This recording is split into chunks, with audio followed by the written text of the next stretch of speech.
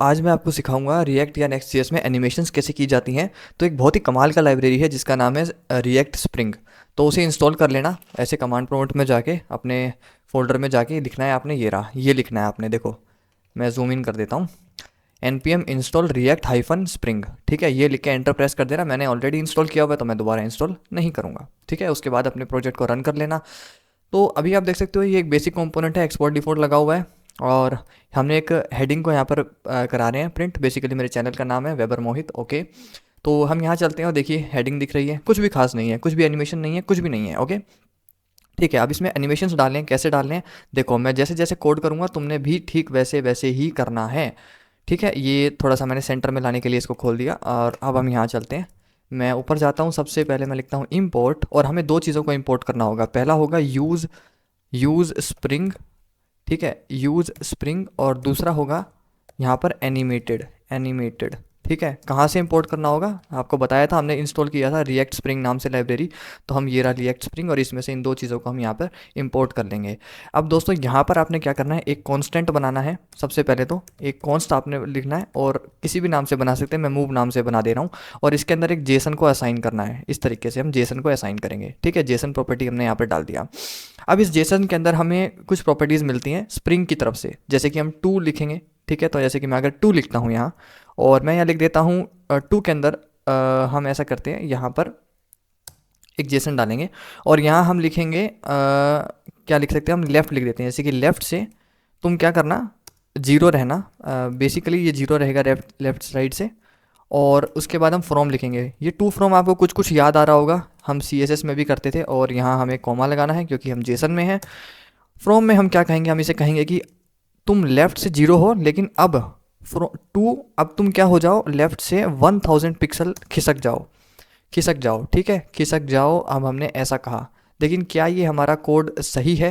नहीं है। इसे हम कट करते हैं। क्यों नहीं है? क्योंकि हमने अभी तक यूज़ स्प्रिंग का यूज़ नहीं करा। तो हमें यूज़ स्प्रिंग के पैरेंथेसिस के अंदर इसे रखना होगा, इस तरीके से। देखो यूज़ स्प्रिंग लिखा, उसके राउंड ब्रैकेट्स के अंदर आपने ये जेसन लगाना है, ये वाला जेसन आपने लगाना है, ठीक है। अब ये सही है, प्रॉपर फॉर्मेट है।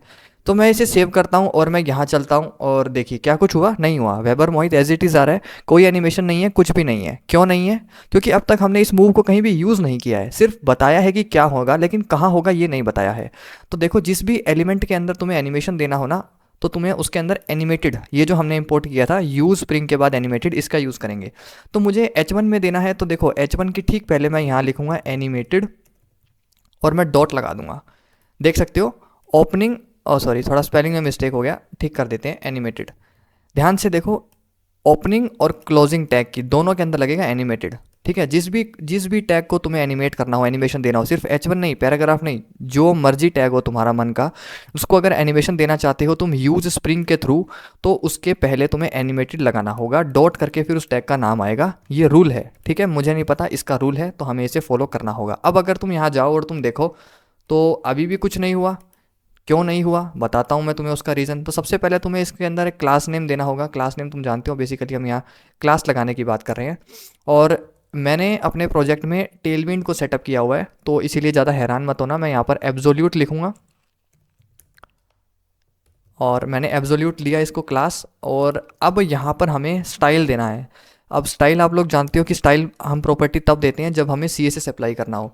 तो बेसिकली यहाँ पर हम मूव में क्या कर रहे हैं, हम एक CSS ही तो दे रहे हैं एक किस्म से। जावास्क्रिप्ट के शब्दों में हम यहाँ पर CSS को पास कर रहे हैं कि लेफ्ट साइड से ये बाय डिफ़ॉल्ट 0 होगा, लेकिन फ्रॉम ये क्या हो जाएगा, लेफ्ट साइड से 1000 पिक्सल खिसक जाएगा, ठीक है। तो अब यहाँ पर अगर मैं इस मूव को, क्योंकि हमने अब तक इसको यूज़ नहीं किया है, अगर मैं इसे पास कर दूँ तो ये हमारा एनिमेशन वर्क करना स्टार्ट कर देगा। तो मैंने मूव को यहाँ पास कर दिया है। अब अगर हम यहाँ चलें और हम इसे रीलोड करें तो ये देखिए बहुत फास्ट हुआ, आपने देखा होगा। मैं दोबारा रीलोड करता हूँ, देखिए आया, एनिमेशन दिखाई दिया, लेकिन ये सिर्फ एक ही बार आया और ये बंद हो गया। मैं चाहता हूँ कि ये बार बार चलता रहे। तो हमारे पास एक प्रॉपर्टी होता है लूप नाम से प्रॉपर्टी होता है। अगर मैं इसको सेट कर दूँ ट्रू, कॉमा ज़रूर दीजिएगा ऊपर इस तरीके से, और अगर मैं इसे इस तरीके से ट्रू सेट कर दूँ तो ये देखिए बार बार चलता रहेगा, ठीक है। अब एक एनिमेशन बन गया है। आप चाहते हो कि ये कुछ देर रुके, फिर वापस जाए और फिर आए, तो उसके लिए आप यहाँ क्या कर सकते हो, आप यहाँ पर एक प्रॉपर्टी हमें मिलता है जिसका नाम होता है डिले। आप यहाँ डिले लगा सकते हो और डिले में आप कोई भी नंबर आप डिफाइन कर सकते हो, कितने सेकंड्स का डिले चाहिए। याद रखिएगा कि 1000 मिली सेकंड्स का 1 सेकंड होता है, ठीक है। तो अगर आप यहाँ 1000 पास करोगे, ठीक है, तो वो 1 सेकंड बनेगा। तो अब 1 सेकंड के लिए क्या होगा, ये आएगा, देखो आया, रुका, वापस जाएगा, फिर वहाँ से ऐसे। अभी 1 सेकंड के अंतर पे ये चीज़ चल रही है, तो थोड़ा अच्छा लग रहा है ना। तो इस तरीके से खेल सकते हो इसके साथ। चलो ये तो हुआ कि अगर हमें टेक्स्ट के साथ एनिमेशन देना हो तो हम क्या करेंगे। तो अब मैं इसे कर देता हूँ मिनिमाइज़, और अब मैं आपको सिखाऊंगा कि नंबर के साथ अगर कोई इसी तरीके का हमें खेल करना हो तो हम कैसे करेंगे। देखो सबसे पहले मैं यहाँ, तो उस वाले को मैंने क्या करा, यहाँ पर कमेंट कर दिया है, देखो इसको मैंने कमेंट कर दिया है। मैं यहाँ पर क्या करता हूँ, अब मूव को हटा देता हूँ, इनफैक्ट स्टाइल को ही हटा देता हूँ क्योंकि हमें इसका अब यहाँ ज़रूरत नहीं है। तो अब हम क्या करेंगे, नंबर है तो थोड़ा सा मैं इसको मार्जिन टॉप दूंगा और मैं इसे कहूँगा कि तुम 16 के करीब नीचे आ जाओ। अच्छा, 16 के करीब नीचे आ गया, वेबर मोहित लिखा हुआ है। यहाँ पर मैं चाहता हूँ कि कोई नंबर हो और वो एक एक करके बढ़े। आपने बहुत सारी वेबसाइट में देखा होगा कि वहाँ पर नंबर होता है, 0 से स्टार्ट होता है, एक एक लिमिट तक जाता है और फिर रुक करके वापस 0 आ जाता है, फिर जाता है। तो उस तरह की फंक्शनैलिटी कैसे बनाते हैं वो लोग, आइए वो सीखते हैं। तो यहाँ पर सबसे पहले तो मैं इसे हटा देता हूँ। टेम्पलेट लिटरल का यहाँ यूज़ करेंगे क्योंकि हम यहाँ आगे एक फंक्शन डालेंगे। तो एक बार हम यहाँ पे टेम्पलेट लिटरल को डाल के छोड़ देते हैं। तो फिलहाल आप ऐसा समझिए कि आपको जैसे मैं लिख रहा हूँ ठीक वैसे ही लिखिएगा। ऑब्जेक्ट स्ट्रक्चरिंग कर रहा हूँ मैं, नंबर यहाँ पर लिख रहा हूँ, अभी समझ में आ जाएगा आपको कि मैं क्यों कर रहा हूँ ऐसा। इज इक्वल टू लिखता हूँ वही यू स्प्रिंग, ठीक है, और इसके अंदर इस तरीके से। अब हम क्या करेंगे, यहाँ पर हम लिखेंगे दोस्तों, जैसे लिख रहा हूँ ठीक वैसे लिखिएगा। टू प्रॉपर्टी होगा, टू प्रॉपर्टी के अंदर हम इस तरीके से साइन करेंगे, हम लिखेंगे नंबर, ठीक है, और नंबर हम यहाँ पर कुछ भी दे सकते हैं। तो जैसे लाइक मैंने दे दिया 0, 0 रहेगा। और मैं कहूँगा कि फ्रॉम, अब फ्रॉम के अंदर मैं कह दूँगा कि नंबर, मैंने कहा कि नंबर 1000 तक जाएगा, ओके। अच्छा, कॉमा नहीं लगाया, कॉमा लगा देते हैं, बहुत ज़रूरी है। और लूप में चलता रहे ये, है ना, बार बार चले, मैं ये चाहता हूँ। तो एक बार चल के, चलो एक बार चल के बंद हो जाए, वही दिखा देते हैं आपको। लेकिन ये अभी काम नहीं करेगा, देखो, क्योंकि हमने नंबर को कहीं भी यूज़ नहीं किया है ना। तो देखो, अगर तुम यहाँ ऑब्जेक्ट स्ट्रक्चरिंग नहीं करते, डायरेक्ट तुम कुछ भी लिख देते, लाइक एक्स लिख दिया, तो तुम्हें क्या करना पड़ता, तुम्हें ऐसे लिखना पड़ता, एक्स डॉट नंबर, आ गया ना वहाँ नंबर, तो ऐसे लिखना पड़ता। तो मुझे ऐसे ना लिखना पड़े, इसके लिए ही मैंने क्या किया था, ऑब्जेक्ट डिस्ट्रक्चरिंग किया था यहाँ पर। तो ये सब जावास्क्रिप्ट के कॉन्सेप्ट है, ठीक है जी। ये इतना कर दिया। अब इस नंबर को यूज़ कैसे करना है, इस नंबर को यहाँ यूज़ करेंगे हम एक कॉल बैक फंक्शन यहाँ बना करके। सो मैं एक कॉल बैक फंक्शन बना लेता हूँ और मैं उसके अंदर लिखता हूँ काउंटर के अंदर वो रिसीव होगा, ठीक है। और मैं कहता हूँ कि इस तरीके से काउंटर को रिटर्न कर दो, सिंपल, ठीक है, बहुत सिंपल। मैंने इस तरीके से रिटर्न कर दिया, ओके। तो अब अगर हम यहाँ चलें, एक मिनट रीलोड करते हैं, ओके। तो हमने शायद नंबर का यूज़ यहाँ नहीं किया है, एक मिनट, कुछ मिस्टेक हुआ है मुझसे।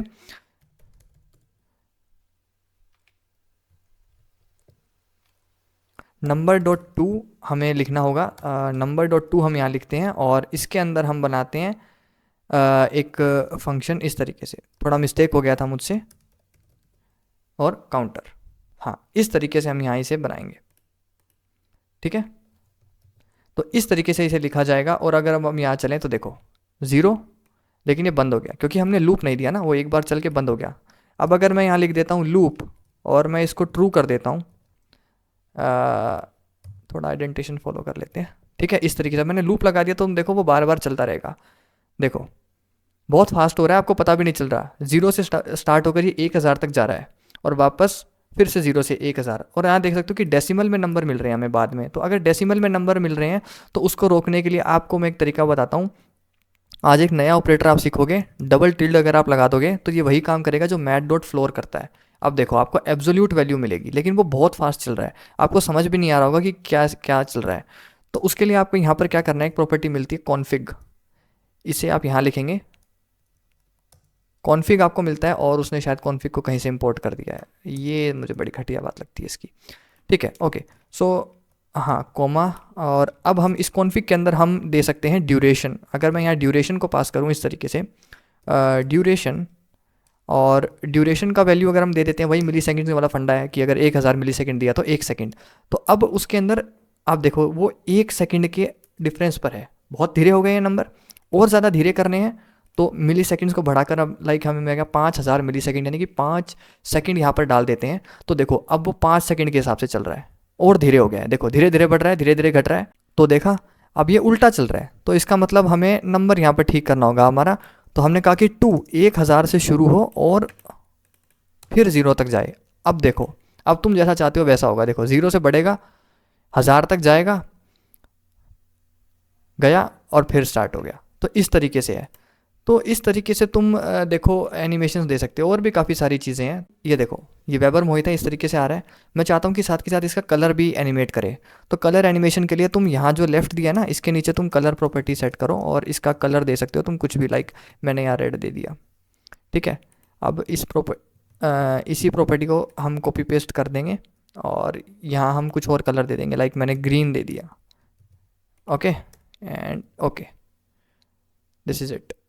अब अगर हम देखें, देखो कलर में भी डिफरेंस आ रहा है। देखो पहले रेड है, स्टार्ट ग्रीन से हुआ, बहुत फास्ट हो रहा है ना, बहुत ज़्यादा फास्ट हो रहा है। तो तुम उसी प्रॉपर्टी का यहाँ यूज़ कर सकते हो जो तुम्हें वहाँ मिली है। मैं यहाँ डालता हूँ कॉन्फ़िग, कॉन्फ़िग प्रॉपर्टी का तुम यूज़ कर लो और इसके अंदर तुम ड्यूरेशन तुम्हें मिलता ही है, तुम्हें पता ही है, तो ड्यूरेशन डाल देते हैं। मैं यहाँ 5000 लिख देते हैं। मैं इसे सेव करता हूँ और देखो अब 5000 के देखो तुम्हें बहुत अच्छे से ट्रांजिशन दिखाई दे रहा है। देखो कैसे रेड में चेंज हो गया, देखा तुमने, ग्रीन से कैसे रेड में चेंज हो गया। तो इस तरीके से एनिमेशंस दी जाती हैं रिएक्ट जेएस या फिर नेक्स्ट जेएस में रिएक्ट स्प्रिंग नाम की लाइब्रेरी का यूज़ करके। और ये सिर्फ इतना ही नहीं है, बहुत कुछ है इसमें। वीडियो बहुत लंबा हो जाएगा इतना सब सिखाने बैठूंगा तो मैंने तो आपको सिर्फ एक काम करने का तरीका बता दिया है। आपको बस प्रॉपर्टीज़ देखनी है और ऐड करनी है। This is it. So I hope guys आपको वीडियो अच्छा लगा होगा, पसंद आया तो इसे लाइक शेयर करें। मिलते हैं नेक्स्ट वीडियो में नई चीज़ के साथ।